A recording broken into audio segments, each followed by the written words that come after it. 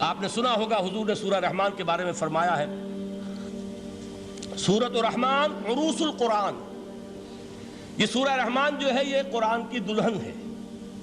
جیسے دلہن کو آپ خوشنما لباس پہناتے ہیں، آراستہ پیراستہ اس کو گہنے اور اس کو زیور پہناتے ہیں، تو جس طریقے سے سجاتے ہیں آپ دلہن کو، اللہ تعالیٰ نے ایک سورت قرآن مجید میں یہ ایسی رکھی ہے سورہ رحمان کہ اسے خوب سجایا ہے۔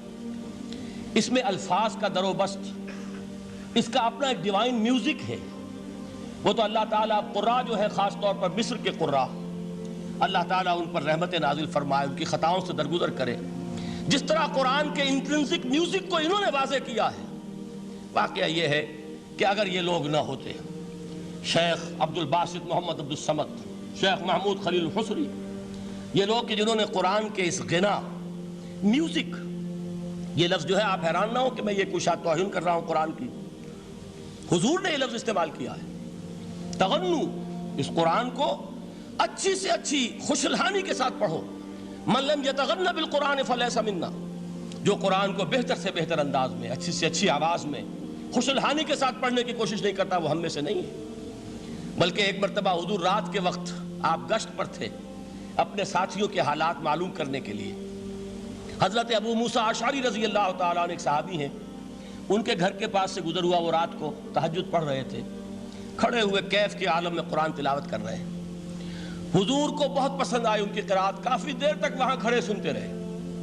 اب انہیں کیا پتا کون سن رہا ہے، بالکل اسی طرح سمجھ لیجئے ایک بات یاد آئی ہے، حضور فرماتے ہیں کہ جس طرح کان لگا کر اللہ قرآن کو سنتا ہے، کسی چیز کو نہیں سنتا۔ ہمیں نظر نہیں آتا نا، ہمیں معلوم نہیں ہے، ہم قرآن پڑھ رہے ہیں تو سننے والا کون ہے؟ سب سے زیادہ کان لگا کر خود اللہ۔ یہاں اس لیے مجھے یاد آیا کہ ابو موسیٰ اشعری کو کیا پتا تھا کہ کون سن رہا ہے؟ وہ اپنی کیفیت میں نماز میں تہجد میں قرآن کی تلاوت کر رہے تھے، اور ظاہر بات ہے ان کے گھر ایکڑوں میں بنے ہوئے نہیں تھے، ایک ایک کمرہ، ایک ایک کوئی حجرہ، ایسے ہی تو گھر تھے نا صحابہ کے، لہذا حضور پاس سے گزرے، آواز آئی، کافی دیر سنتے رہے۔ اس کے بعد آپ تشریف لے گئے، صبح فجر میں ملاقات ہوئی تو حضور نے تحسین کے انداز میں فرمایا، یا ابا موسیٰ انک قد اوتیت مزمارا من مزامیر آل داؤد، اے ابو موسیٰ تمہیں تو آل داؤد کے سازوں میں سے ایک ساز اللہ نے عطا فرما دیا ہے۔ جس طرح حضرت داؤد، لہن داؤدی مشہور ہے کہ جب وہ پچھلے پہر رات کو حمد کے ترانے الاپتے تھے، قرآن میں ہے کہ پرندے شامل ہو جاتے تھے ساتھ، اور پہاڑ وجد میں آتے تھے، پہاڑ بھی ان کے ساتھ شریک ہوتے تھے۔ تو جس طرح کا اللہ نے ان کو لہن عطا فرمایا تھا، حضور نے تحسین کے انداز میں فرمایا ہے ابو موسیٰ اشعری، اللہ نے تمہیں بھی آل داؤد کے سازوں میں سے ایک ساز عطا فرمایا۔ بہرحال قرآن مجید کا جو یہ میوزک ہے، قرآن کے الفاظ کا جو حسن ہے، جہاں تک حسن معنوی ہے وہ تو ہر لفظ میں ہے، لیکن یہ حسن ظاہری، حسن صوتی، حسن لفظی، یہ اپنے کلائمیکس پر آپ کو نظر آئے گا سورہ رحمان میں۔ لیکن قرآن میں یہ سورت اس اعتبار سے بھی ممتاز ہے، اس کی 4 آیات پر ذرا توجہ کریں گے، عجیب حقائق سامنے آئیں گے۔ جہاں یہ قرآن مجید کے حسن صوت اور حسن لفظی کی معراج ہے، وہیں اس کی پہلی 4 آیات میں 4 چوٹی کی چیزوں کا ذکر ہے، سب سے اونچی چیزیں۔ پہلی آیت کیا ہے؟ الرحمن، ایک آیت ہو گئی۔ رحمان کیا ہے؟ اللہ کا نام ہے۔ کبھی آپ نے غور کیا اللہ کے ناموں میں سب سے پیارا نام کون سا ہوگا؟ رحمان۔ کیوں؟ اس کا مادہ کیا ہے؟ رحمت۔ ہمیں سب سے بڑھ کر جس چیز کی ضرورت ہے وہ کیا ہے؟ رحمت خداوندی۔ نام اچھی طرح سن لیجئے اس حضور کے قول کو۔ حضور فرماتے کوئی شخص جنت میں مجرد اپنے عمل کی بنیاد پر داخل نہیں ہو سکے گا جب تک کہ رحمت خداوندی دستگیری نہ کرے۔ کسی صحابی نے بڑی ہمت اور جرأت کا ثبوت دیا کہ پوچھ لیا، کیا حضور آپ بھی؟ جب آپ نے فرمایا کوئی شخص داخل نہیں ہو سکتا جنت میں محض اپنے عمل کی بنیاد پر جب تک کہ رحمت خداوندی جو ہے وہ دستگیری نہ فرمائے۔ پوچھا گیا کیا آپ بھی؟ آپ نے فرمایا ہاں میں بھی۔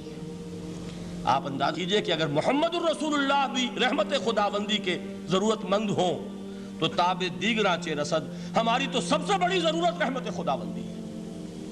اب یہ رحمت جو ہے قرآن مجید میں اللہ تعالیٰ کی یہ شان 2 الفاظ کے ذریعے سے آتی ہے، رحیم اور رحمان، اور کوئی مادہ نہیں ہے جس سے 2 نام بنتے ہوں اللہ کے۔ لیکن یہ مادہ ہے واحد رحمت کا کہ جس سے رحمان بھی ہے رحیم بھی ہے۔ رحیم صفت مشبہ ہے، رحمت دائم ہو جائے گی، مستقل ہوگی تو رحیم کہیں گے، اور رحمان اس میں رحمت کی ہے وہ شان ہے کہ جیسے ٹھاٹھے مارتا ہوا سمندر ہو، ہیجان کی کیفیت، طوفانی کیفیت، رحمت خداوندی کا طوفانی جوش، وہ ہے رحمان۔ آپ تو رہتے اس علاقے میں ہیں، آپ کو معلوم ہے عرب اگر بھوکا مرا جا رہا ہو تو کیا کہے گا؟ انا جوعان۔ پیاسا مرا جا رہا ہو انا عطشان۔ بہت غضبناک ہوگا غضبان، غضبان آصفہ قرآن میں آیا ہے، بہت غضبناک۔ رحمان جس کی رحمت جو ہے جوش میں ہے، ٹھاٹھے مارتے ہوئے سمندر کے مانند۔ تو یہ اللہ تعالیٰ کے ناموں میں سب سے پیارا نام۔ اب آگے چلیے، الرحمن علم القرآن، رحمان نے قرآن سکھایا۔ رحمت خداوندی کا سب سے بڑا مظہر، رحمان کی رحمانیت کا سب سے بڑا مظہر قرآن ہے۔ ان میں جو منطقی ربط ہے اس کو سمجھتے جائیے۔ اچھا آپ یہ سوچئے، جو علم بھی انسان کو حاصل ہوا وہ کس نے دیا؟ اللہ نے۔ سائنس کا علم کس نے دیا؟ اللہ نے۔ علم آدم الاسماء کلہا، وہ علم الاسماء جو حضرت آدم کو دے دیا گیا تھا ازل میں، یہ اسی کا ظہور ہے، یہ اسی کی ایکسفولیشن ہے جو ہو رہی ہے اور ہوتی رہے گی ابھی۔ اور دوسرے علم ہے وہ کس نے دی؟ اللہ نے دی۔ لا یحیطون بشیء من علمہ الا بما شاء، مخلوق میں سے کوئی اللہ کے علم میں سے کسی شے کا احاطہ نہیں کر سکتا مگر وہ جتنا اللہ دینا چاہے۔ لیکن یہ کہ تمام علوم میں چوٹی کا علم قرآن۔ نوٹ کرتے جائیے، اب چوٹی کی چیزیں جمع کیجئے۔ اللہ کے ناموں میں چوٹی کا نام رحمان، اللہ نے جو کچھ انسان کو سکھایا اس میں چوٹی کا علم قرآن۔ خلق الانسان، انسان کو پیدا فرمایا۔ سوال یہ کہ حیوانات کو کس نے پیدا فرمایا؟ آسمان کس نے پیدا کیے؟ زمین کس نے پیدا کی؟ فرشتے کس نے پیدا کیے؟ کیا مطلب خلق الانسان؟ اس کی تمام مخلوقات میں اس کا کلائمیکس، اس کی تخلیق کی معراج، اس کے تخلیق کا نقطہ عروج انسان ہے۔ یہ ہے کہ جو مسجود ملائک بنا ہے۔